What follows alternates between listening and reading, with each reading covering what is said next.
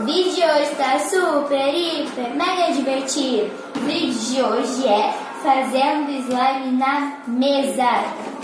Eu vou fazer uma clear slime. Então, antes de começar o vídeo, se inscreva no canal, deixe seu like, comente aqui embaixo se vocês querem mais assim. E é isso, vamos começar. Não vou colocar hidratante, porque no outro vídeo que eu coloquei pegou a cor de hidratante. Assistam aí. Fazendo com a mão. Não vai usar colher.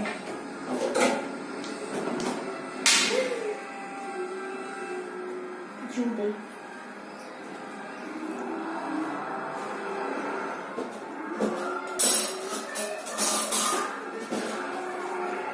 Colocar glitter holográfico com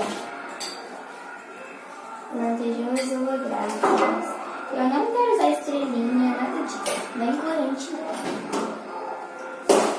Eu vou mexer só com essa mão.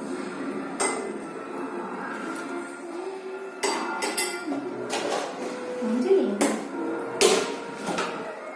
Vai ficar clear. Vou começar a ativar já.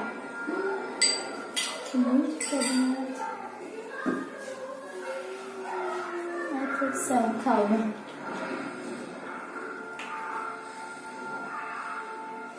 Então eu vou ativar com vocês, já volto pra vocês verem. Calma, vou ativar um pouquinho com vocês e daqui a pouco eu volto.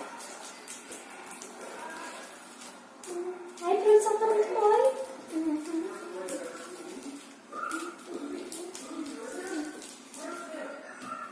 Eu quero usar as duas mãos. Porque a consistência não vai ficando boa. Mas eu não vou colocar mais. Então eu vou começar já sobre as teias que tem aqui. Se vocês querem mais vídeos assim, quais são, deixa aí no canal. A slime tá linda, maravilhosa.